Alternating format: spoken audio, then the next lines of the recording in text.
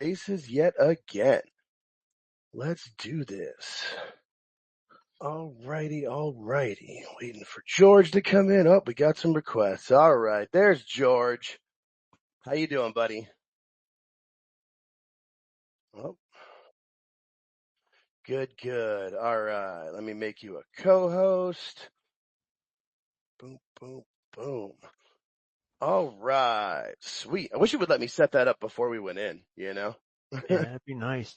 Yeah, like it lets me, I can preset the, spaces, but you can't do anything else. Like it should let me like have it set up for you so we can even like pregame a bit before we get in to be ready. But no, just running live. F it, we'll do it live. Pretty much. Yeah. All right, who's in here? What do we got? All right, let's see here. I will keep up. There's RJ. Let me put him in there. Boom, Yeah, boom. we found it. Perfect. There we go. Everybody wins. Let's get RJ in here. All right, and I'll let you kind of do anything else you want to, George, as well with the.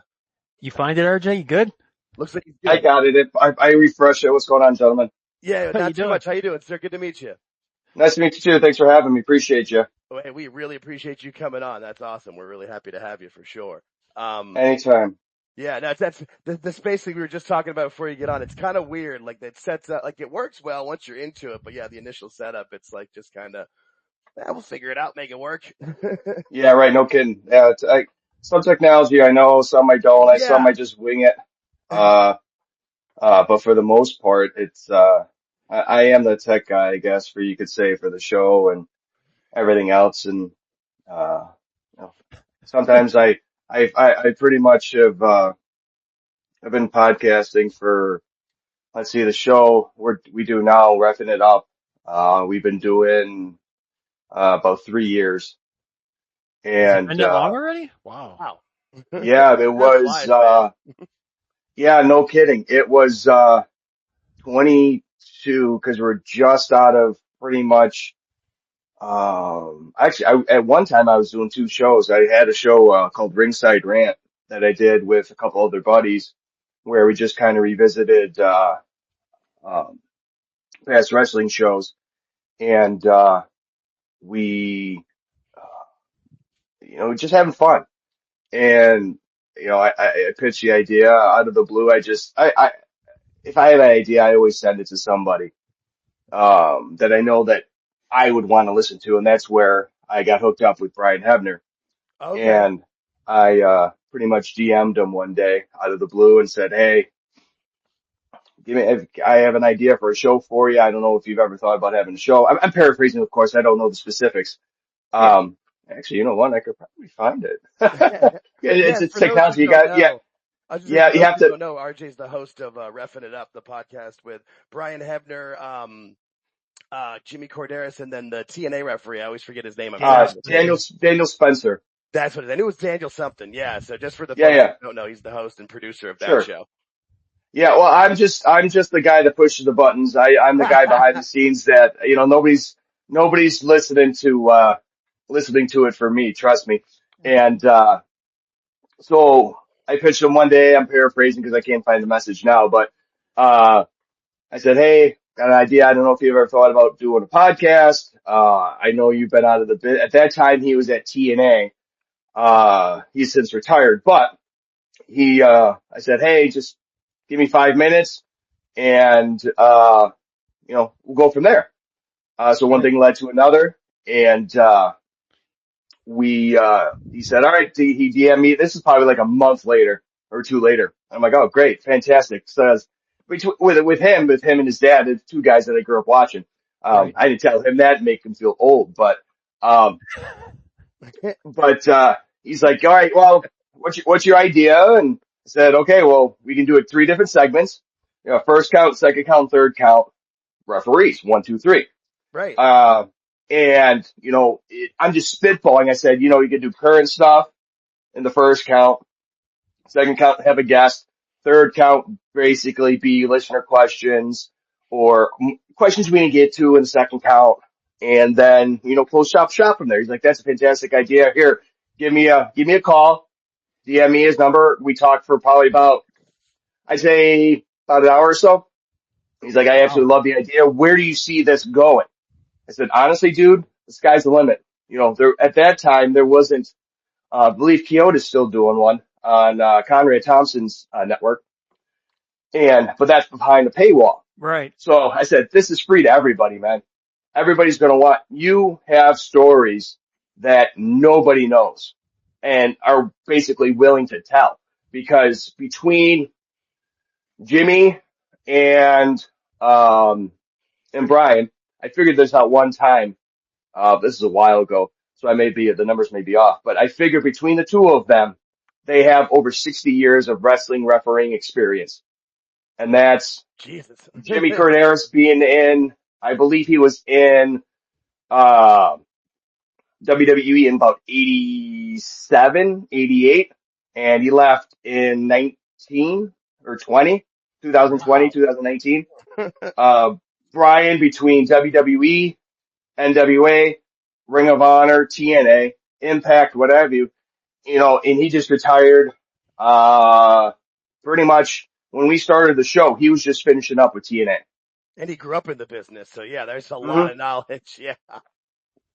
No, that's awesome. Well, and that's the thing, and that's the stories, man.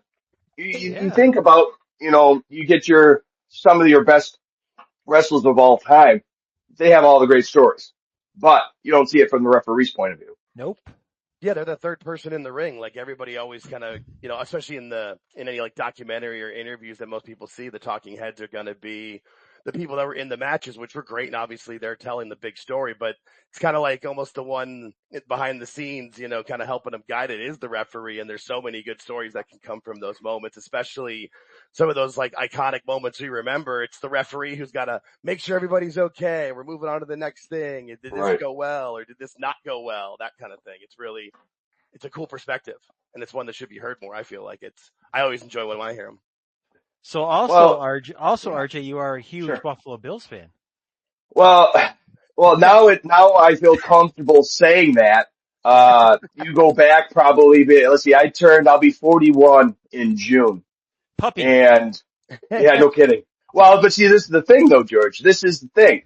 I grew up outside of Buffalo. So I grew up in the heyday of the Buffalo Bills in the 90s when they were going to 4 straight Super Bowls. Yes, I know they lost them all. I completely understand what you're saying. You haven't told me anything I haven't heard over the last 30 years. Okay, but here's my thing. I grew up in Cheektowaga. Cheek to Vegas, huh? Cheek to Vegas. So I've been a Bills fan since I was like 4 or 5 years old, and I'm 59. So I was gonna say, yeah, George is usually our most senior representative. My birthday's in June as well. I'll be 43. So There you go. George, you also had a day over 51. Thank you. He hasn't acted a day over 55.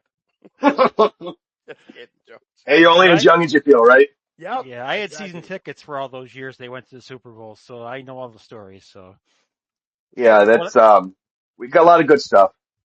What I figured we'd do maybe for the first little 10, 15 minutes here is talk about the Bills draft and then work our way into the Tony Khan hug in the draft and then go back to wrestling.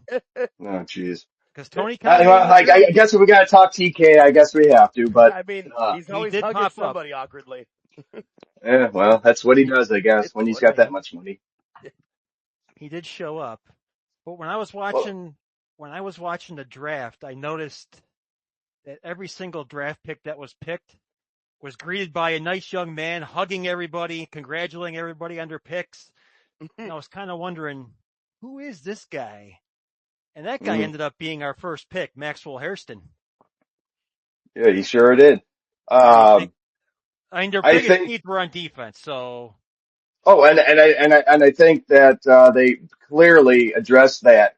And I think with that first overall draft pick, you show the passion that he had, that nobody he knew. Hey, congratulations, you got drafted, whatnot. But a genuine dude, a family guy. You look in the inside of his jacket, he had pictures of his whole family. That means something because, George, you know, Buffalo, and obviously I'm biased, but Buffalo has the best fan base across all professional sports. I agree. And Shocking. like I said, we're biased because we Yes, grew up very. and have been around it for a long time. And I think every one of our draft picks will fit into the system, whether they're special teamers, whether they're second, third teamers, whatever. Because if you've watched these games as closely as we have the last we'll say 3-4 years, depth is a good thing, and I think that was addressed. Um, but something that I absolutely love, dude. We have three 300-pounders in this draft. Yes. TJ Sanders from South Carolina, 6'4", 305, a defensive tackle. Yep. Deion Walker from Kentucky, 6'7", 331, defensive Big man. tackle. Big man. Chase Lund, I hope I'm saying his name correctly. UConn, a 4-year starter, offensive lineman, 6'8", 303. Oof. And obviously these may be a little exaggerated, but I don't care. We're a wrestling show, so we're used to that. Oh, what is he? 6'3", well, exactly. 6'5", Yeah. 250. It depends on which bar I'm leaving. Yeah.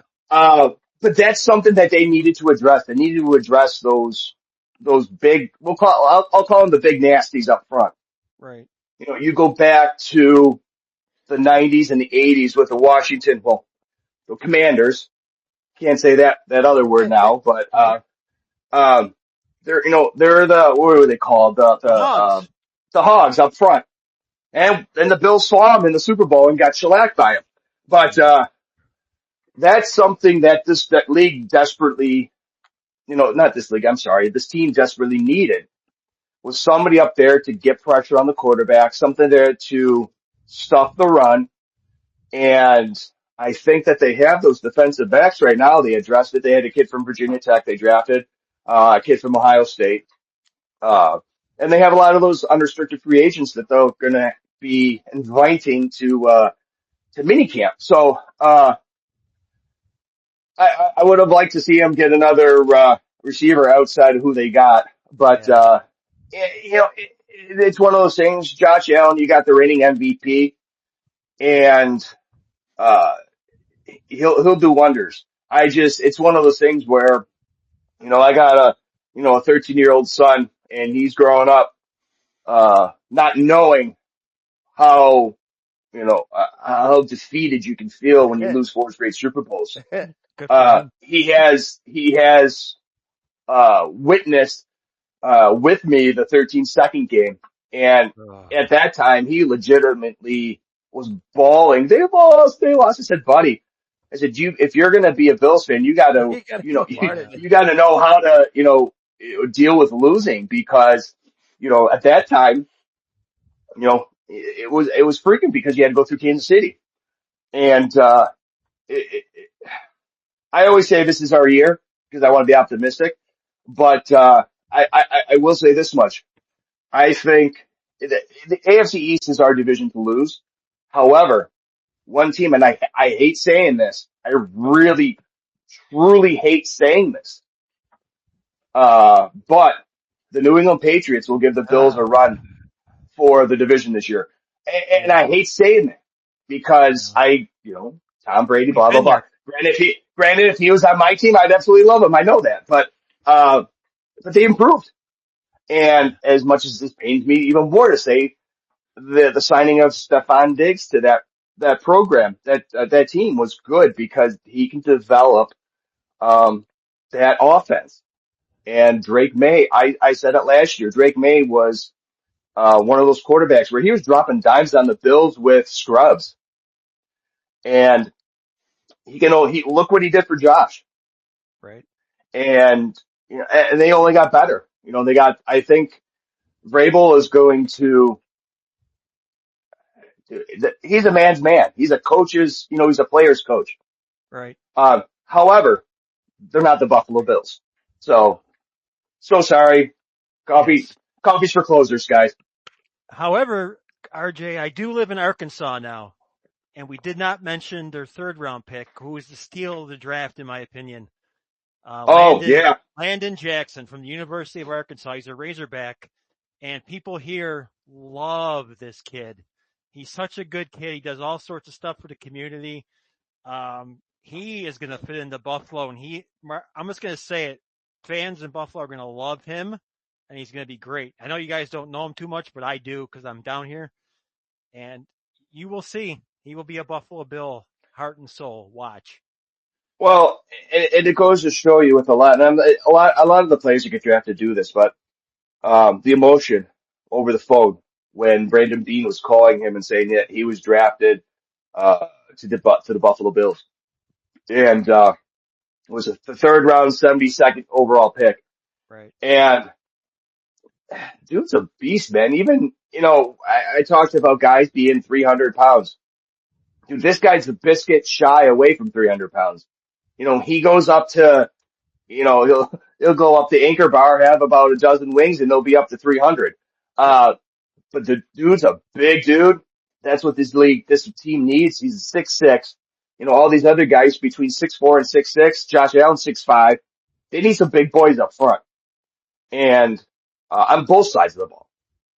And it will be interesting to see how he will adjust to the speed of the NFL, whether they will keep him at a defensive lineman, at a defensive end, an edge rusher, a linebacker. He's an agile dude from what I've seen, because I went back and looked on YouTube and through a few of the the videos that you've seen online. And when you play in the SEC, man, George, living down there, that is, I'll go out and it's the best conference in the country. Easily. It goes to show you it doesn't matter if you're, forgive me, if you're Arkansas or if you're Alabama. Ooh. They're coming to play. They're coming for your throat. They're going to stomp on you. And when you were part of the all SEC team in 24, second team, that goes to show you that he ain't no slouch. Oh, he's awesome, dude. I'm telling you, people down here love this kid. And I'm happy he went to Buffalo. I really am. But yeah, top to bottom, it was, What's your I overall was very, very pleased, very pleased. But we said that before, George, you know that. Yeah. And I think that, it's a put up or shut up year for the Buffalo Bills. So overall grade on the draft, what do you think? I will never ever, and this even goes for professional wrestling. You can go to the Dave Meltzer 5-star rating BS or whatever, but, I'll say a solid B. Yeah, me too. I don't want to, nothing's perfect in life. Right. And it prove me wrong. Prove me wrong. If it's an A, I'll give it an A, but, I give it a solid B. They clearly addressed the positions that they needed to address, that being defensive line, defensive backs, offensive line. I wasn't really too crazy about another tight end on the draft, but Yeah, I didn't like that either. who knows? It's one of those guys that you may, I believe, from Georgia Tech. So, another ACC guy. So, hey, wait and see, man. I think they got the right people in place now. Everybody's going to have a chip on their shoulder either way because, as all you guys know, the AFC runs through Kansas City. And until they lose, I won't, prove me wrong. Right. So I know that we'll end this little part here on our Jacksonville Jaguars traded up with the Cleveland Browns to get Travis Hunter, and they panned to the Jags draft room. And now the Jags have just been basically fleeced by the Browns in this little switcheroo here. And you look in the background, there's the Tony Khan hug. At least he wasn't in a neck brace this time. No. I would almost prefer him to be in the neck brace. I was just going to say, what is that a better thing? Yeah, I was just thinking as I said that, I'm like, wait a minute. Yeah. At least that was funny.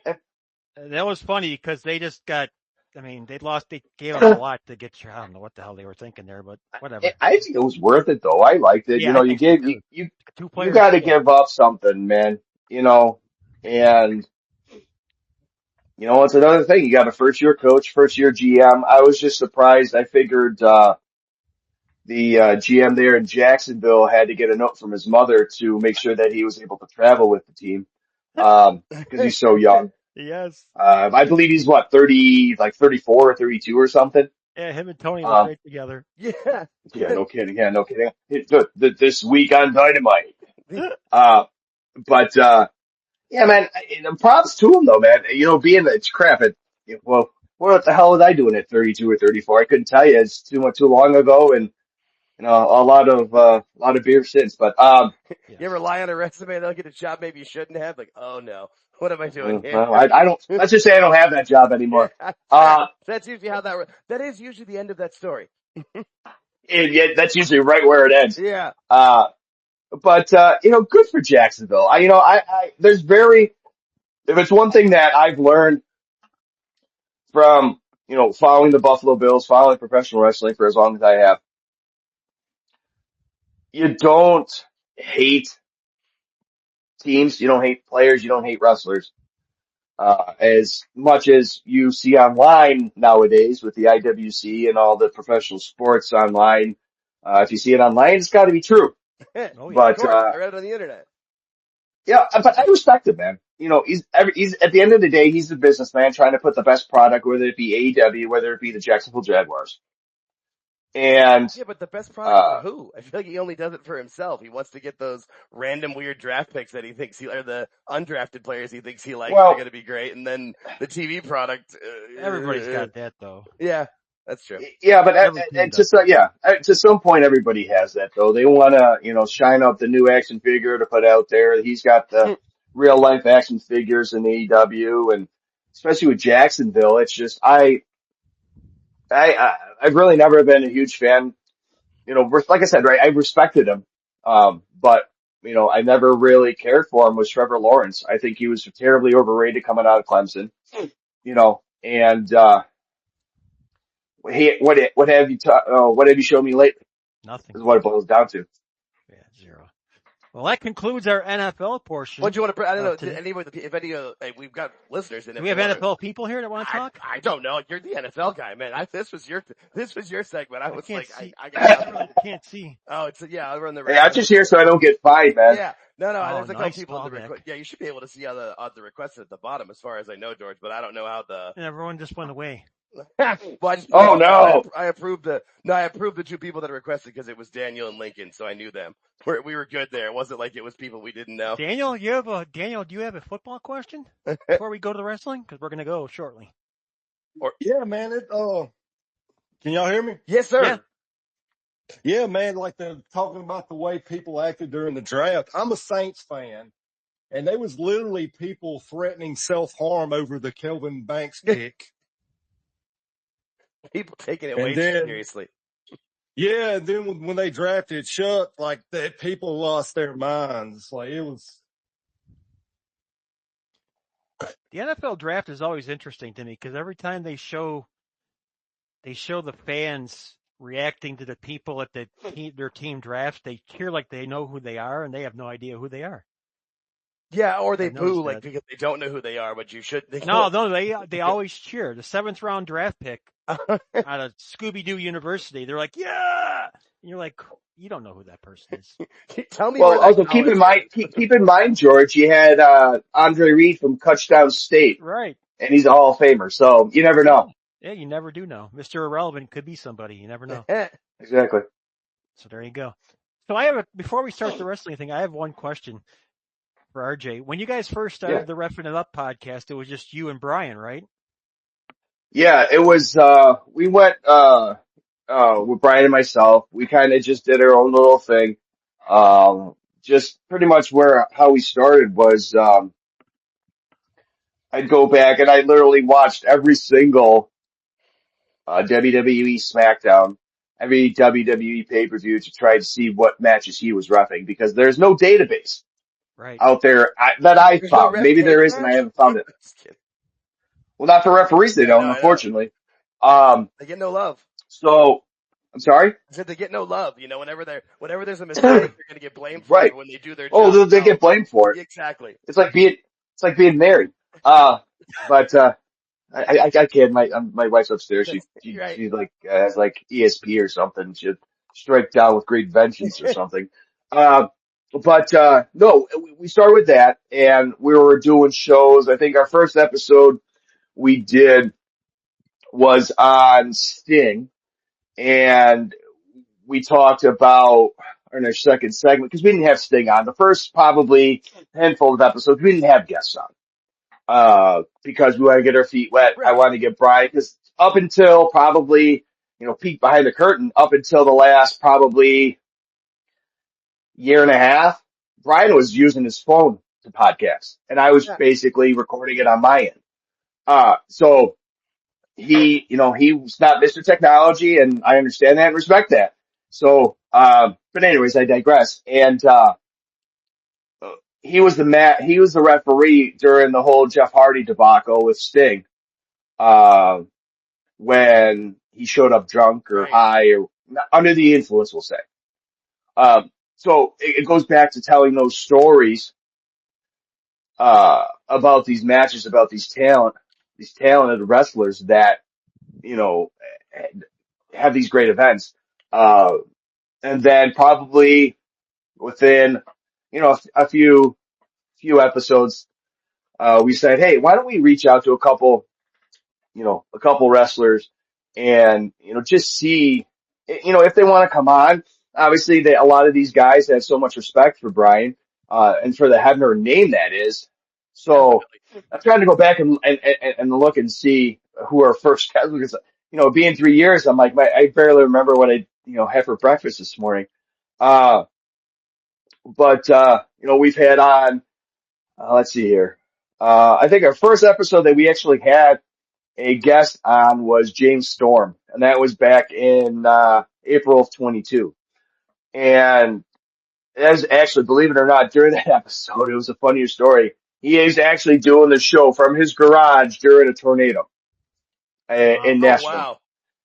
And you could hear the thunderstorm or the thunder and the lightning, or you can't hear the lightning, but you can see the lightning on our end and in the background. But yeah, man, it's been one one hell of a run that we've been having. I think at this point we're having Shelly Martinez on this coming week, and this week will be our 161st episode Wow. of the show. Congratulations. Congrats. So thank you. Yeah, like I said, it's one of those things where it doesn't matter. And I told this to Brian and Jimmy and Daniel numerous times. I said I could be having the worst day in the world, be in the worst mood, and we record on Tuesdays. We come on, bam, it all goes away. And like I said, we've had everybody from Nick Aldis on. We've had Bubba Ray. We've had Tommy Dreamer. We've had Austin Aries, we've had JBL, we have had Gerald Briscoe, Kurt Angle, I'm trying to think, we've had, Earl, Brian's dad, a lot of these great Mickey James, but, we're always looking to, a lot of the times tell people, what's your favorite episode? The next one, because I don't know what the next one's going to bring. Yeah. And that's cool because they can give So, different perspectives and different stories that you can have, like the wrestlers. I'm sure, obviously, like if it's a wrestler's podcast, like Kurt Angle's podcast, let's say, the way he's going to interact with somebody that he's worked with is going to be a lot different than how they're going to interact with the referee. They're going to remember different stories or different little things, which as a hardcore wrestling fan, you can pull out a lot of good, cool stuff about that. And it really kind of covers the whole gamut of time where you're saying like Korderas was there the 80s and all through the 90s, and then Brian came in to the WWE in the early 2000s, and then you have a current TNA ref, so you really have this whole spectrum of different time frames and what it was like when they were getting started, or what it was like recently, and what they can relate to differences, or who they've worked with still that's still working, because obviously people are still, John Cena's still out there for crying out loud. right. Well, and that's somebody that Jimmy and Brian have both worked with. Right. And actually, Brian has actually traveled with John Cena before he, really, really got started back there, in, I believe 03 there. But, funny story, side note on that. There was I forgot what episode we talked. It was probably on the John Cena episode that we did. And, Brian went into great detail about he was supposed to be, you go back and famous beatboxing with Brian Hebner with Kurt Angle and Right. John Cena.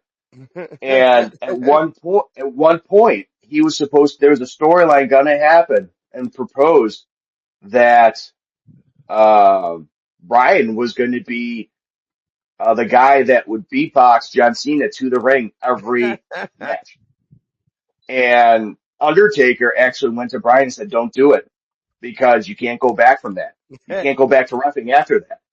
And luckily enough, he never did that because, he was still reffing, until, 2023, yeah, when he retired in, the summer of 23.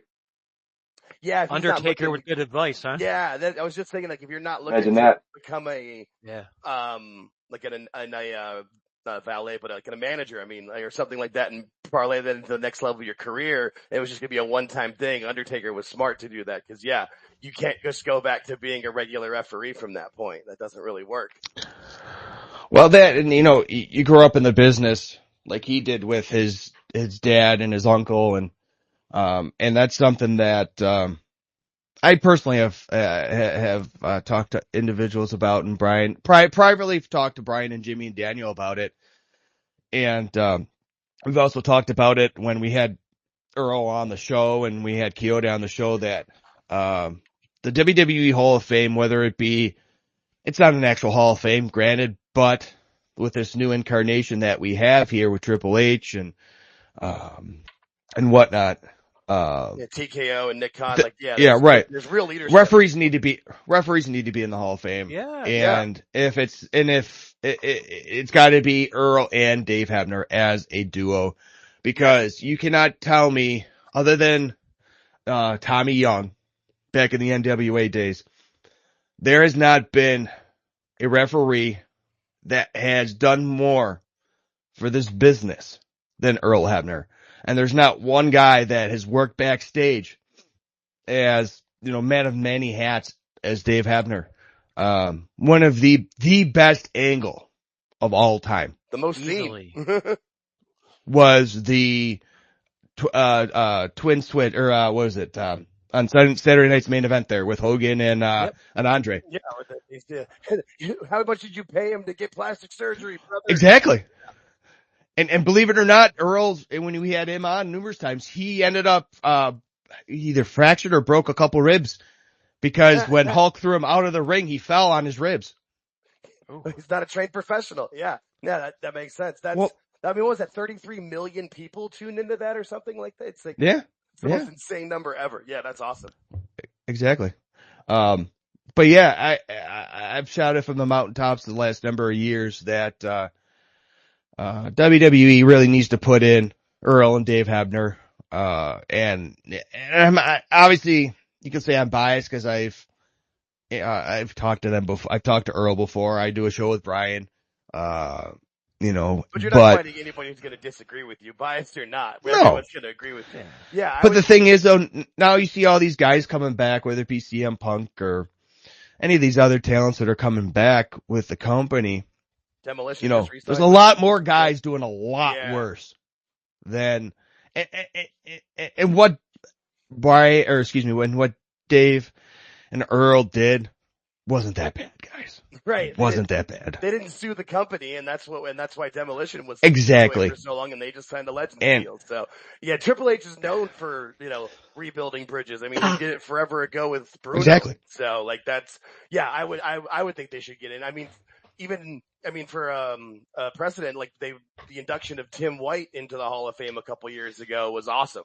Like I loved seeing that. That was really cool. And so you hope that does open doors, because for someone who grew up during that time frame, I was in high school during most of the Attitude Era. Like I remember Earl Hebner, Mike Chioda, Jimmy Korderas. Like when you rewatch those highlights, you see them in they're part of the story. They're part of it. I mean, there was the ref strike for a while, and the refs were a big part of the McMahon-Helmsley faction. They were always picking on refs. Yeah. So they're part of the story. They're part of the dance that they do out there with everybody. So yeah, I wholeheartedly agree with that. Whether it's a physical Hall of Fame or not, it's a great way to cap off your career. It kind of proves like, hey, I did do well in this business for however many years it is. Earl's in it for what, 60 years at this point? Cause he's still going. He's still going on the road. He's still making towns. He's still going to these conventions. Man. And, That's awesome. even after double knee surgery. They have to get these people in while they're with us and not wait. I agree. Well, and that's the thing though. You see, you saw Lex Luger going in this year, which is absolutely phenomenal. I don't want to discredit that, but, see a lot of these guys going in now, next year could be that year, but I told Brian that, and I've told Earl that. I said, it's not something that you deserve it. You hear that chant all the time. You deserve that. You deserve it. I call BS. You earned it. Yes. Yeah. You were with this company. You did things for this company. You go back to we'll call a spade. You go back to the Montreal Screwjob. Whatever you believe, work, shoot, work, whatever. They didn't go to anybody else. They went to Earl. Right. And said, hey, we trust you about this. Yeah. And Earl did it. He put his career on the line for that company. Yeah. At that time period, absolutely. And that was a very crucial time period in 97. Yeah, exactly. Yeah. And the funniest thing, his brother David actually had the car started with his bags in the back. Yeah. And he literally ran right out of the ring, right through Gorilla, all the way out in his gear, got in the car, and went to the hotel. In my mind, and this is all stories that he dives in like a movie, just exactly. Right. And this is all, and this is all stories that I've gotten firsthand from Brian, and I've gotten from Earl. And they've actually, in their hotel room, they actually put, how you go to a hotel, you got couches and beds and, furniture. They put the couches against the door. I knew it. They were that scared that something would happen to them from anybody. From any of the boys, from any of the wrestlers, or the fans that would find out where they're staying. Yeah, and, I don't blame them one bit. The moment you said the couches, I'm like, oh yeah, barricade the door. 100%. That's what I would have done. But, you go back and you can talk to, and I implore everybody to go back and listen to our archives with a Bully Ray or a Tommy Dreamer or a Kurt Angle.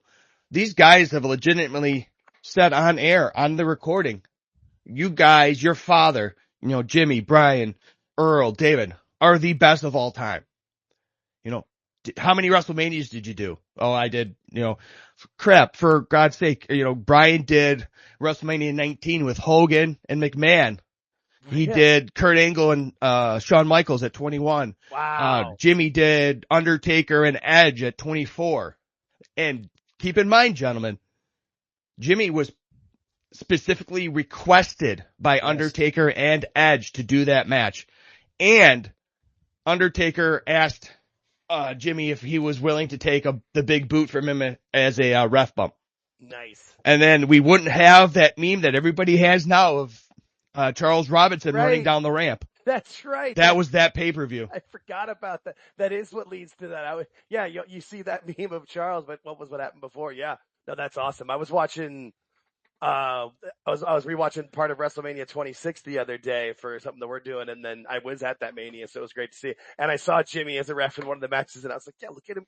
And you just see how they're like, he's where he's supposed to be every time. He's doing the job right. Like, yeah, those are professionals. Exactly. And like I said, a lot of this stuff, yes, I am biased. I will admit it. But it's right. That's what I was going to say. Thank you, George. Oh, what's that, George? Rightfully so. Yeah. Like you should. Well, right. But it's just, I've shouted from the mountaintop for the last 3 years that these guys have earned it. They've earned the respect. They deserve the respect. They set up the ring and everything. They do all that stuff no one wants to do. Yeah. Hell, Jimmy, the whole ref strike, he was part of it. He was the scab referee. Right. Oh, and yeah. That's right. He was the one that was getting the boots put to him by Mike Chioda and, Timmy White and Earl. Yeah. And, he still says to this day he owes, Chioda a couple of receipts for laying him in too hard. Hey, if anybody knows, you got to make it look good. It's the referees. Well, they made it look good. That's for damn sure. Yeah. Protect the business, brother. RJ, you have to. How old's your son? He actually just turned 13 on Friday. Nice. Okay. I need to know from a father's perspective, how did your son enjoy WrestleMania? That's a good question. He actually, there's very few pay-per-views that I will allow him to stay up. And by I allow him, I mean my wife. Fair. Because he has school next day. You know, Right, he's this 7th grader in middle school. And let me put it this way, he's a big Cody fan. Just like every other, 13, 12-year-old boy that is. But he didn't understand it. You know, he didn't understand, okay, why is Travis Scott coming down? Why is John Cena a bad guy? Why is this? Why? And I tell him, I said, but this is, just wait and see. It's part of the story. Oh, okay. But overall he loved it, man. He loves Jey Uso. He is the prototypical fan of the baby faces. He won't cuss, but he'll yell at Gunther, he'll yell at all the heels. Nice. You suck, so he's fully engrossed in That's it, awesome. but he does understand that it is predetermined. Right, but he's enjoying it as part of the show, like he's being part of it. I went to a show recently, and it was the first time I'd been to a show in probably like 3 or 4 years. And that was something that I noticed in the crowd, is like people were having much more fun with it. They were trying to interact, like even though like they were booing the heel when they pulled off a good move, they would applaud it. Like you could tell it was more of that's the good part, like where kayfabe's dead, and that sucks. It does, because you can't put that genie back in the bottle. But I feel like we're evolving into a new space where people understand that, but as long as it's not like blatantly thrown in front of us, as long as the wrestlers don't act like it's predetermined and act like it's a show, we can all be part of it. You're kind of seeing it with Dom Mysterio, where he was the most booed person in the business the last 3 years, pretty much, and then he wins the IC title, and people are like, yes, that's us, because we've all seen this kid put in the work, especially any of us who were around, but not only for the ladder match, but even Rey Mysterio, like the ladder match between Rey and Eddie, that the custody of Dom match, but also CM Punk and Rey had that feud in 2010, and Dom was like 13, something like that, and Dom was already taller than Rey then. Yeah, so it's just cool to see him succeed. We want to see, we're happy to see him succeed, and that's what's going to make him a babyface one day. It's cool to see. Well, it's one of those things too where he knows what I do. He knows what I do as far as the show with Brian and Jimmy, and he loves it, because he's like, oh, who's your guest this week? Oh, it's this guy, that guy. He's like, oh, I don't know that guy. He's not WWE. I'm like, yeah, but he did this, and this. But he, this past summer, I actually took him to his first pay-per-view. I took him to, SummerSlam in Cleveland. Nice. We drove from here. It's probably about 5 hours. No. What the heck? You're in Rochester. I live out Rochester. Okay. So it's probably about 3-4 hours, depending on how fast you go. Okay. It's all 90, man. Well, see, they actually have cars now, George. It's not horse and buggy. So. Exactly. Well, I'm still trying to get that time machine from Back to the Future, so I don't have to go that. I could afford to go to New Orleans next year for WrestleMania without dropping $10,000 for freaking tickets. It's the only way people are gonna. I feel like it won't be as bad next year, because Vegas is Vegas. No, but still, it's there. The regular Joe isn't affording to go as often as they used to anymore. Right. It's literally like a once in a lifetime or once in a decade experience for people that used to go more frequently. Yeah.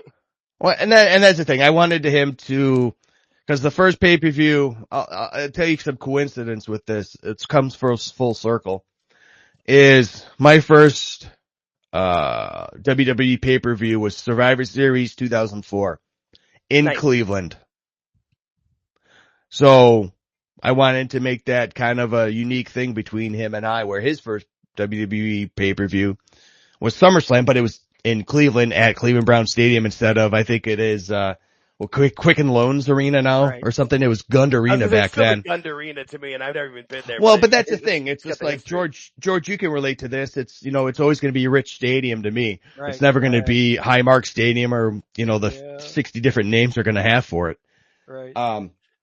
But, it was one of those things too that even at that time, just personal life, family stuff, really going through, a lot of hard stuff at that time. My mom ended up, being diagnosed with, liver cancer soon after that SummerSlam. So it's kind of tough to go back and talk about it, but it's one of those things that I got to see the joy through my son's eyes that I had, because my parents always were there for me and, encouraged me to do a lot of things, but wrestling was never that thing that they always encouraged. My dad was never, hey, wrestling school, go ahead, do what you got to do. My mom was always there for me, through thick and thin, no matter what. And, and that was one of those things where I wanted to see, that look, smile, in his eyes, smile. that smile when he sees Cody Rhodes come out for the first time, or Roman Reigns when he came back, or whomever. I took him to, at that time, that was when they had, it wasn't WrestleCon, but they had some sort of convention, at one of the hotels there in Cleveland, and he was able to meet Kurt Angle. He was able to meet Scott Steiner. He was able to meet the Dudley Boys. Cool. And that's awesome. Yeah, that's cool. Something I have the pictures on my phone, and that's something that I always go back to now, throughout the week. I'll always go back, and I got pictures of that. I got pictures of the last few pictures of my mom and I, and with him and my grandfather. I always go back, and my grandmother, and I always go back and remember it because, all three of them are now gone. So it's like, that's all I have left. It's one of those things that wrestling's always been, that outlet. I can't speak for you guys. I can't speak for people that are listening now or listen afterwards, but, it's cool that you shared that. I appreciate that. Yeah. It's that hour and a half, or sometimes 4 hours, depending on what you're watching. Depending on, yeah. If it's AEW, it's like 7 hours, but, you forget about your everyday BS. You're forgetting about your 9 to 5 job that you got to get up at, 3:30 in the morning for, or whatever. You forget about that. Yeah, no, and that's why we try to enjoy it. That's one of the whole reasons we started this channel, was that most of the times that people do talk about it or review it, like, I feel like because of the, McMahon years where it was so bad that people just got indoctrinated to just always go negative.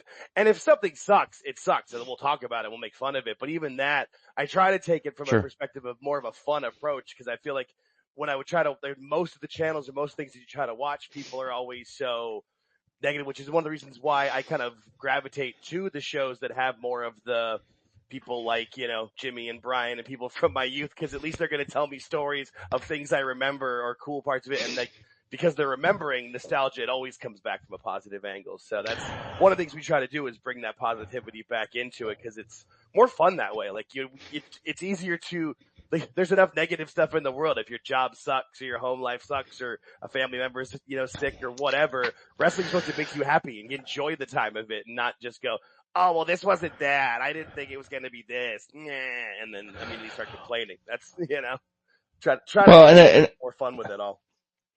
Well, and I think especially my mom, God rest her soul, that, she always encouraged that, whether you do what you got to do. Yeah, might not have been for her, she but didn't, cool. Yeah, it's for you. So right. She didn't get the show that I did with Brian and Jimmy, but she told everybody about it.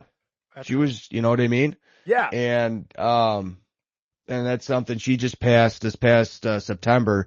And, that's something that she always instilled in me, that, make sure that, you do what you love, man, and, that's what she was told by her father, my grandfather. She instilled it in me, and I'm trying to instill it in my son Gavin, that, life's too short. Tomorrow's not you're not granted tomorrow. It's and Polish heritage.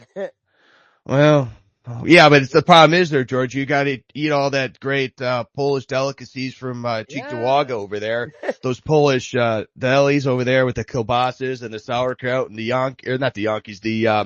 sauerkraut and all that jazz. Yeah. Dude, man. Keep in mind, my last name is Captor, and it's shortened from Kaptorowski. Oh, jeez. Yeah. So.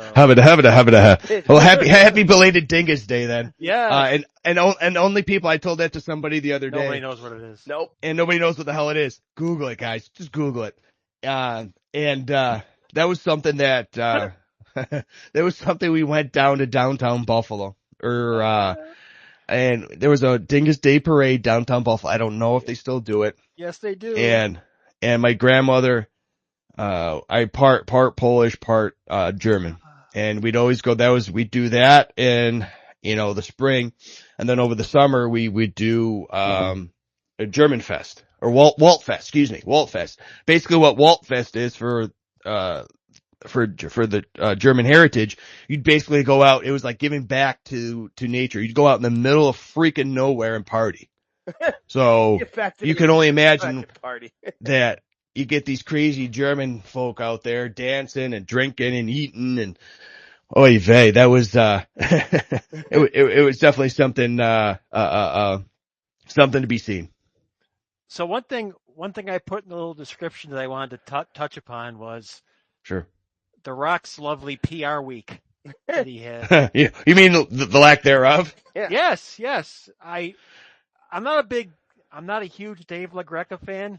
However, I will support his theory of, please don't tell me it's all a work. I already know it. I don't need to hear it. Here's the thing with LaGreca. His response to The Rock's response to his rant was good. The initial rant was a bit much from Dave. Like, that's where Dave sometimes is a bit much. But his response back was much more collected. I fully agree with you, George. And I don't really agree with LaGreca on a lot of things, but absolutely was right on that. Oh, shit, there's Xbox. I'm watching the TNA game with you. The Xbox just came out. Oh, there you go. You're better. Oh, he's from out west. Yeah, that makes sense. But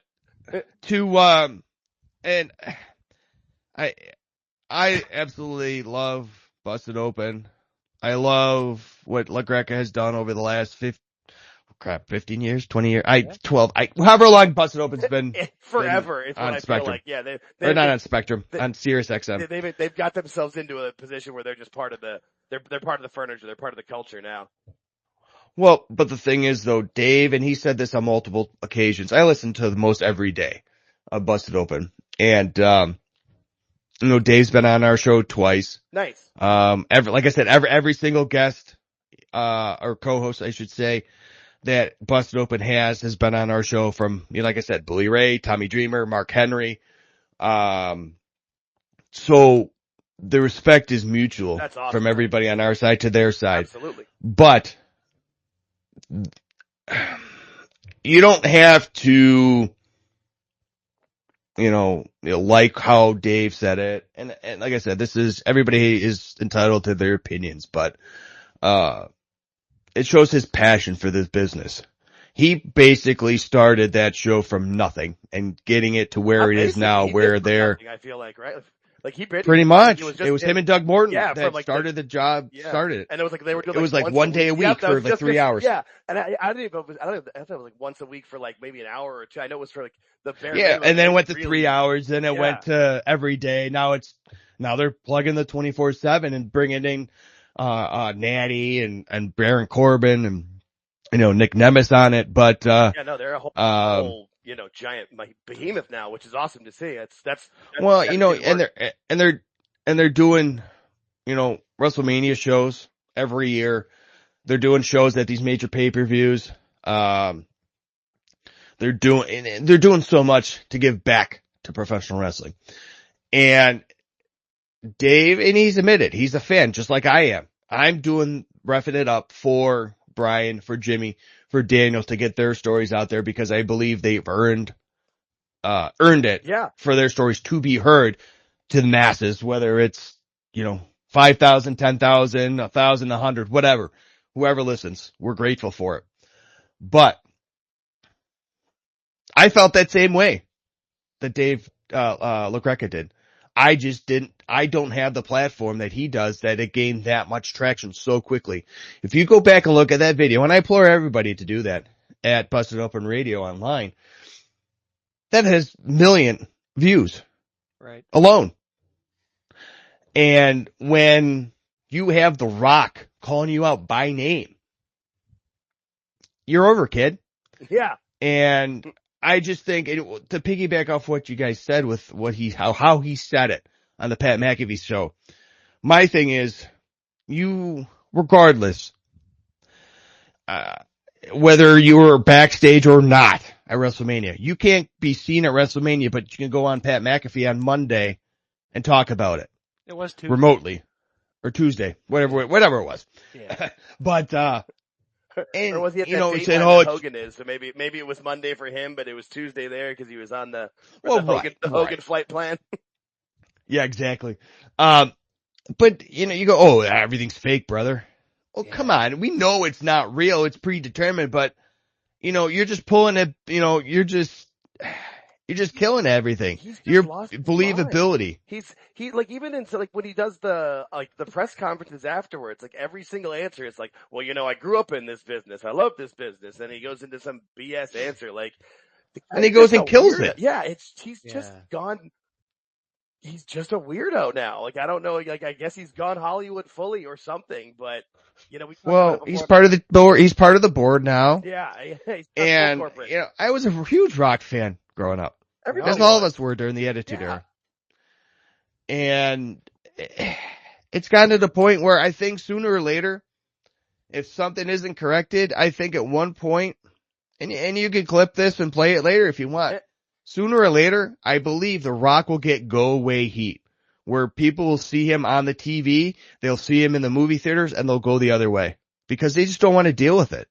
Yeah. And it might be sooner depending on how people react like the next time he comes out because of what happened this past Mania. People are pissed. Well, and rightfully so. Right. And I just think you got rumor and innuendo out there saying that, you know, you have The Rock and Triple H at it, you know, coming to blows or so to speak, I guess. And about creative. Oh, I wish I would have done it this way. You noticed how in that little blurb that, you know, Rock was on McAfee there is he never said we. It was all I would have done this. I would have done it differently this way. I called Cody. I called John. We never said we. It's a good point. Yeah, I'm just saying, I said, there's a reason why I'm here and Rock's there. That's why the reason The Rock is the most recognizable person in all of Hollywood, in all of professional wrestling. When anybody asks, oh, is that The Rock or is that Dwayne Johnson? Okay, well, who knows? Or is it the final boss? Who knows? Yeah, exactly. But I don't know, man. It's one of those things.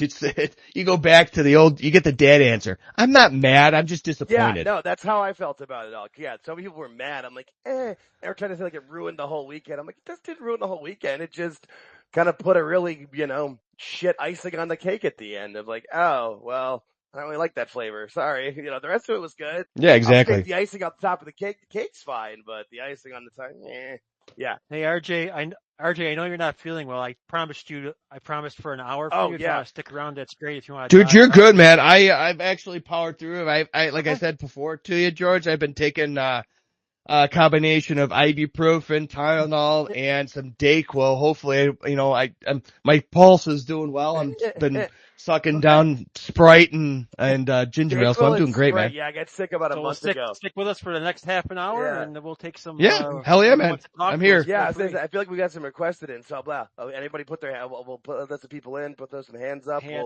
We'll talk to some folks. We'll have some fun. Yeah, I got the pay-per-view on, so yeah, I'm watching that too, guys. RJ, when did Jimmy join the show? I never did ask that question. So I want to say, I want to say he came in with us. If we've been doing it 3 years, he's probably been in with us for probably about 2 years, maybe. I think he came in within. Oh man, now I got to go back here. So he's probably been with us for probably a good, I'd say probably more than a year. Probably been at least 2 years at this point. You know, we just came with an idea of, you know, Brian and I were having great conversations, a lot of fun, but, you know, we wanted to have another voice that could bring a little bit more out of Brian, could bring a little bit more out of me and give their point of view to the show. And we talked, Brian and I talk about it personally on the phone or on Zoom when we're recording, and we're just like, hey, who's somebody that we could, you know, bring in that would give us a little bit more, and it's been doing it all. I did it all. And at the same time, we said Jimmy Korderas. That's nice. And he, at that time, he was doing, Wrestling Inc. They since have defunct their podcast and their YouTube channel. But Jimmy goes back to stories to, driving Andre the Giant around in Jack Tunney's Cadillac from the airport. Wow. And drinking with Andre the Giant at the bar in Toronto. You know, it goes back to taking pictures, almost getting, taking pictures at the, Maple Leaf Garden and getting a job with the Tunnies basically for taking photographs, just like all the rest of them. Paul Heyman, Jim Cornette, Jimmy Korderas did the same thing, folks. And one night they said, hey, you know, let's get the kid in there. And, had black pants, bow tie at that time, blue shirt, and, he got thrusted in there. And he's never looked back. That's awesome. No, and the thing is though, a lot of the times too, it's like, you know, we get a lot of people, whether it be our guest or people online saying, hey, one more run. Yeah, it's all well and good, but you know, Jimmy and Brian are perfectly happy, you know, doing what they're doing at home. You know, Brian's got twin daughters in softball. He's got a son in, playing college baseball. He's home. He's running his own, family business. Yeah. So, you know, Brian's happy to sleep in his own bed every night and not have to be catching airplanes and, rental cars and all that stuff, but he does miss it. He misses the boys, and they both do. And, I wouldn't rule it out. Never say never, but, you know, I think it's, you know, it's something that we could, foresee in the future, potentially. I feel like kind of back to like the NFL thing, it's like those guys where they get towards the end, like, man, I could do the games, but the training camp, the practice, the regimen, like if they could just do the shows, it'd be great. But yeah, you got to be on the road and do the other things and travel and all of that. Well, and it's one of those things too, where, and I've pitched the idea to them before, is, you know, you've seen, Mike Chioda do it, where he does a lot of the seminars, for independent wrestlers, independent referees, in the Florida area, where he's down there in Tampa. And that's doing well, but the problem is though, I told him, I said, what's stopping you from going to a WWE or going to a TNA or, AEW and saying, hey, I'll come by for a month and help your referees out and train your referees not the right way, but the way that they got up from Dave and Earl and Timmy White and all those great referees in Kyoto. And, you know, it never really materialized because I think at this time, and this is strictly, obviously this is my opinion, I think they've gotten down to the point where, okay, we're doing it this way because it's the way we've done it for the last number of years and it works. Yeah. I'm like, okay. And at least Charles Robinson's there. I feel like as long as he's there, the referees are going to be at least okay. As long as he's there. Well, hell, Charles is still putting up the ring, man. I know. That guy, man. That dude, he seems like the nicest guy on the planet and like obviously a super hard worker.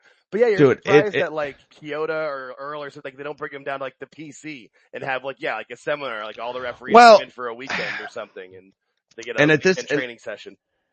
I remember stories that, and forgive me, I'm pretty sure that this was on an episode, but, at one point, Brian was ready to go down to Orlando and train the referees for NXT, in between his stints with, NWA and TNA, the last run he had.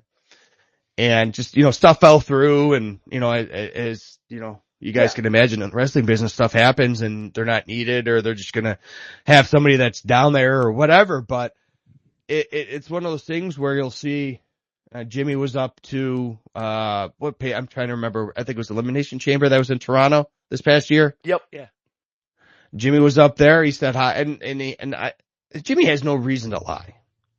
And he's told me he went back and saw so many different people and hugged him and shook hands and took pictures. And, he's taking pictures with Triple H. He's taking pictures with Cody Rhodes, with Randy Orton, Kevin Owens, all these guys that respect him. And it goes both ways, obviously. But, it just irritates me a lot of the times. And it doesn't really take too much for me to get irritated nowadays with wrestling, but. Fair. Excuse me. But when they come at, a Brian or a Jimmy, these trolls online that they can't see beyond their nose because they got all the Cheetos Cheeto dust in their eyes. And they haven't seen the light of day in about 3 weeks because they're playing Super Mario Brothers on their Nintendo Switch in their mom's basement. Seen highlights that somebody put together in a YouTube clip. Exactly, and it's very limited stuff. Yeah, it's like and I'm not saying they've got to go back and watch every episode of Raw and SmackDown. No, but they're talking about different matches. They're talking about things that have happened, and they haven't even watched the pay-per-view, or seen the match they're talking about in full. And it's one of those things, like I said to you guys previously tonight. Is have they main evented pay-per-views? Have they been at WrestleManias? Have they been specifically requested by Hall of Famers like The Undertaker and Edge? Have they worked matches with Shawn Michaels and Kurt Angle or Eddie Guerrero?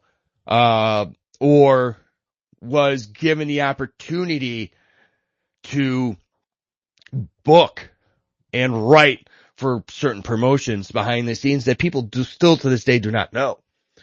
And it just blows my mind that people will. Well, they're not people, they're trolls. You nailed it. Right. Well, they don't deserve to be called people. Most of them. Well, you said it, I didn't, but we'll go. I digress. The ones that are the trolls, because I've seen the ones that attack, specifically Jimmy Korderas, because I see a lot of he comes on my timeline a lot because I agree with a lot of his stuff and like a lot of it. So most of at least the ones that are the full-on AEW sickos that are just in their own little bubble world. Exactly. Those and the thing they don't get out of the basement to let alone go to a WrestleMania. Well, right. And the thing is though is Jimmy. I'll say with Jimmy because you brought him up is Jimmy is the nicest guy I've ever met. He every single year since he's been on the show for the last couple of years. He's messaged video messages to me for my son for his birthday, wishing him a happy birthday. Nice. Oh, that's cool. Who does that? I'm one of the nicest guys. Yeah. Exactly. You may remember something, RJ, like when Korderas first started with you guys. Yeah. I sent you a tweet where I read that Tony Khan said that the referees don't matter. Yeah. In AEW. And you had put it up on the Refin It Up site, and Korderas said, "Oh, we'll discuss this on Tuesday." Yeah, and he went off. To get Jimmy to literally swear, and like I say, drop F-bombs. Yeah, well, not just you, and I appreciate that because we got him to do it, but it just shows the passion that they put. Like I said before, between the two of them, they have over 60 years of wrestling experience in the business. If they didn't last, they wouldn't have passion. When you guys have, like I said, I hate harping on it, but when you're personally requested to be a referee, pretty much for the most of Kurt Angle's career, Brian Hebner was his referee. For the majority of Edge's matches or Undertaker's matches, Jimmy was his referee. And now we're seeing it with Daniel Spencer with TNA. Where and like I said, I'm biased, clearly, and I'll admit it. But Daniel Spencer is he's a senior referee at OVW and at TNA right now. Who does that? He was at OVW too. Yeah, he's still doing OVW. He lives out in Louisville. But he's training people just the way that he was trained by Brian. The same way that Brian was trained by Earl. The same way that Earl trained Jimmy. It goes, you remember the guys that got you there. Yeah. And there's the promoter out there saying that referees don't matter. The thing is though, that promoter only wants to cater to his audience and rightfully so. He's the promoter. He's allowed to do what he wants.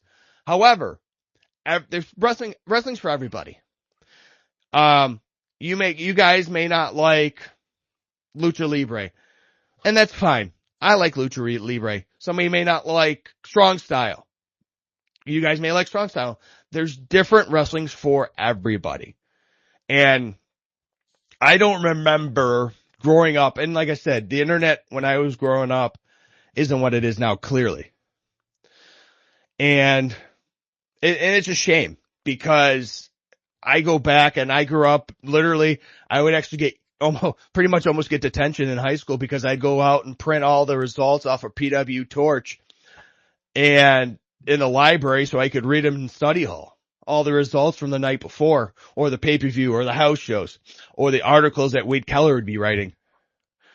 And, those days are gone. You go on your phone, you go on your computer, and, okay, there's that. You're watching, a TNA pay-per-view on your phone while you're doing that, you're doing this. And it's just sad that wrestling has gotten to that point where everybody thinks that they know it because they heard it from this guy, that heard it from that guy, that his sister and her brother was in the business 20 years ago. Well, and that's what I think one of the good parts about the internet world is that it's not everybody. There's this giant section of people, but if just try to push them over that bubble to the left and we'll all just turn over here. You know what I mean? Just get them all over there because those people just live in a world that's not real. They live on this internet world, where they think what they're saying on Twitter, really bad. It's like the Jey Uso stuff when he won and there was the people oh, it's terrible. Everybody hates it. No one's reacting to it. And then literally he comes out on Raw 2 nights later and the entire arena is eating with him because he's made a connection with the fans, whether he's great in between the ropes or whatever. He's made a connection with his fans, but the people online were oh no, they're going to change it. It was bad because of the internet. The internet reaction was poor. It's no, that's the small amount of those trolls that are very loud. They're very loud, but I try to keep them. Well, when they get together, they're loud, and I respect them. I'm they're loud. Yeah, it's a good way to put it. But they get loud, and like I said before, everybody's entitled to their opinions. Unfortunately, a lot of the time, those trolls are wrong. Yeah, because they have no idea what the hell they're talking about. And we're entitled to tell them that their opinion is stupid. That's exactly. Well, right, but the thing is, though, I go back to that where, I wasn't, the smartest of smart fans growing up either. I still remember going in Buffalo, to the Cracker Barrel on Transit Road in Williamsville. Yes. And I walk in and there's Al Snow. There's Edge. There's Christian having dinner. Didn't say boo to them because I'm oh, they're eating. I'll leave them alone. But you still had fans going up to them, asking for this, asking for that. I'm all right, come on, guys, let them eat. But yeah, man, just if it's one thing that anybody listening to this can take away, if you're a wrestling fan, even if you're a sports fan, it goes to pretty much anybody across the board is enjoy what you enjoy. Whether you're a wrestling fan, enjoy whatever. If you watch WWE and that's it, enjoy WWE. If you watch everything, enjoy everything. If you like the Buffalo Bills, like I said, I'm partial, but you're going to enjoy it either way. But enjoy it for what it's worth. Just don't take it to that other level, exactly. Yeah. Just keep well, exactly, and so many people do that. That's all they do, unfortunately. But that's like I said. I'm very good at trying to keep those people out of my spectrum as best I can because there's no use of engaging with them because they're not going to change. They've made this their personality that they're either going to love one thing and hate everything else, or it's not even so much about their loving one thing. They just want to hate everything else. Sometimes people come at me because I'll pick on AEW for things, but everything I give them is a constructive criticism. Hey, if you did this better, I would enjoy it. I watched the product every single show for 3 years until I couldn't anymore because it's this is no longer, like you said, I wasn't enjoying it. This wasn't bringing me enjoyment. So I stopped watching, just like I did for WWE from 2015 to 2021 because it wasn't fun. Well, I got to that point too with AEW. I'm I watch the highlights just because I need to know for the show. Right. If anything good happens or if anything bad happens with the referees, we talk about it. We have a specific segment, Joe, you guys know, it's the Ref and Review. Right. Every time we find certain things, good, bad, and different. If we find good stuff, we'll give them props. If we find bad stuff, we'll give them, not by we, I mean Jimmy and Brian and Daniel, we'll give them constructive criticism on how to do it correctly. Positioning, cadence, whatever the case may be. Unfortunately, a lot of the times, it's been AEW because, like you guys said, TK says that referees don't matter. Well, that's BS. Yeah. I mean, if it wasn't for the referee, a lot of these guys and a lot of these gals wouldn't be working. Well, and sometimes the referees should be helping them so they could either work smarter or stopping certain things. Like, you know, when one of your talent throws up in the ring, maybe the referee should be like, hey guys. Or they're concussed. Yeah. Just, no, and that's the thing is like George and I as fans who have never been in the business, have only watched it, can tell how bad they get out of position and how the referees are looking terrible. I can't imagine if that was my job and that was something that I was passionate about for my entire life, for my entire career, and then seeing somebody making a literal mockery of it on television. Yeah, I would be fuming. I would be fuming. I can only imagine. And a lot of those times, like I said, I think Brian, he's been good recently, because we're trying to go places and where he said, Brian, you gotta, limit the F-bombs to at least one episode. And, like I said, there was episodes there where it was like every other word was the F word, but I said, hey, he's passionate. Right, exactly. I'll take it at face value. He wants it to be better. He wants it to be exactly. It's not like he's saying, "Oh, this sucks. This is just terrible." It's like this is where this is bad. You need to do this instead. If there's F-bombs in there, it's just colorful. It's colorful. And Jimmy's the same way. And, and to an extent from what Daniel can, cause Daniel's still working. So he's, he goes, he says what he thinks is good. And I told him, I said, you gotta do what you gotta do, man. You're still working for TNA. You're a contracted employee now.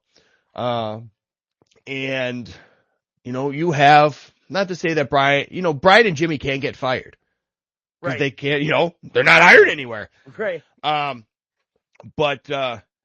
it shows the passion, man. If, like you said, you've been in the business for over 30 years, you've earned it. You've earned that, that thing for you.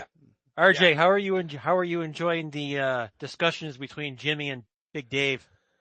It's like every week it's a different thing, I think, or every day it's a different thing. It is.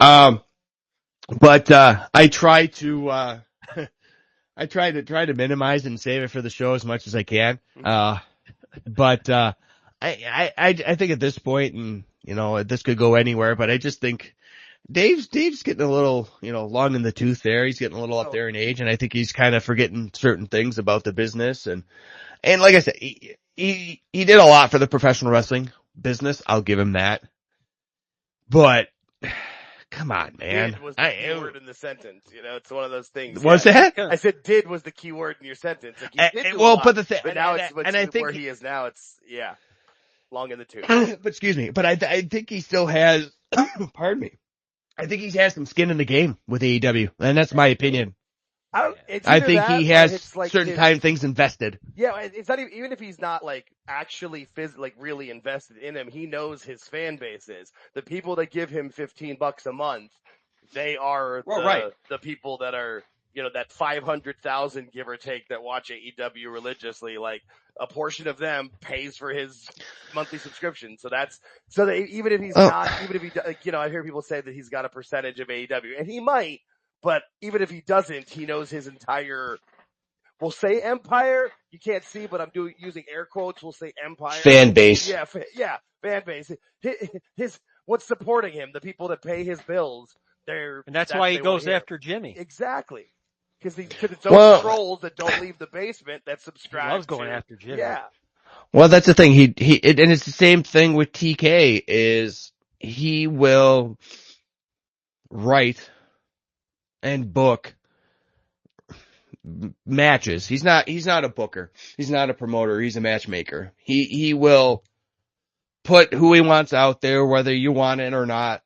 And he will make matches for his audience. And like I said, it's his company. He's entitled to do what he wants. Whatever. that doesn't mean that I should have to watch it if I don't want to. And Clearly. if you look at the ratings according to Wrestlenomics, they were down, I believe, this past week. And we talk about it, whether it's on air or off air, privately. It's the new norm where they're doing between 500 and 600,000 every Dynamite. And, they're pulling houses that, they're going to arenas like George. They went to, KeyBank Center in Buffalo for Dynamite. Correct me if I'm wrong, that's probably about anywhere from 18 to 19,000 seats in that facility, in that venue. Oof. And they probably put 3,000 to 4,000 in there. If they're lucky. Right. And like I said, do what you want to do. You got endless amount of money. If you can afford the rent on the venue, have at it, man. Yep. I can't tell you no. There's a reason why you're where you are and the reason why where I am. However, numbers don't lie, guys. Yeah.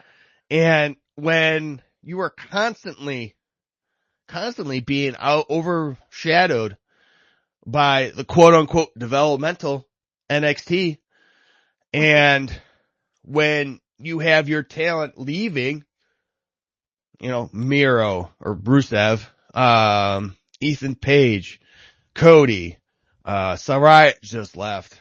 All this talent's leaving to go to the other company. Lexus King, Ricky Saints. Right. Yeah. And they're all being presented as stars or at least growing. Like Lexus King, Brian Pillman's the perfect example where he was nothing in AEW. They never used him for anything. They brought him into NXT, made him put in the work, and like now he's finally getting regular TV time because he's earned it. He's worked it. He's, what he actually looks like now? A wrestler. Like he actually looks like he's someone who should be on TV every week. He was always a very talented guy. I always enjoyed his work. And, when he a little snug? Sure, but it's real. Yeah. It's still real to me, damn it. RJ, you've given us more than enough time than I thought you were gonna. So you've gone anytime, guys. You've gone a full hour and a half with us. We appreciate it. Absolutely. We usually knock off our shows right about there. So if you want to give a little plug, get your plugs in, please. Sure. If you want, you can follow myself here. It's at the one RJK. You can follow. I implore you guys to follow at Refin It Up across all the social medias. This week we got Shelly Martinez on the show. Looking forward to that. She was Ariel, part of WWE and ECW. Went to TNA, part of LAX. Okay. We'll have her on this week. We actually just follow across all the social medias, all the platforms, YouTube, all that good stuff. We put out clips each and every week, for the show. We actually just picked up a, pretty big sponsorship and, a partnership with PSL City Tickets. Pretty much any sports ticket that you want across the country, PSL City Tickets has it for you. If you go over to pslcity.net, you get all the information there. Follow them online at PSL City Tickets on the Twitter and Instagram. We're looking forward to this great partnership with them, and we're going to have some giveaways in the near future with them as far as tickets goes and giveaways, and a lot of that stuff's going to be a lot of tailgating, which all you guys in Bill's Mafia don't know how to do that, but guys, it's been great. I appreciate you guys having me on. Yeah, that's a lot of fun. And go Bills. Thank you, RJ. I appreciate it. Thanks, buddy. Yes, sir. Awesome. George, that was a good time, buddy. That was fun. Yeah. Yeah. Yeah, I enjoy having them on. Yeah, cool. Well, thanks everybody for listening. Please go ahead and subscribe to our YouTube channel, youtube.com/@AltJake Takes On. We recently just put out our review of Mania Night 1, Mania Night 2, and the Raw afterwards. And then we've got more stuff coming that we've been working on behind the scenes that we'll probably put out next week. We got some stuff to record. So thanks everybody. We'll be back next week for Sunday Night Spaces again. Have a good one, everybody. Bye.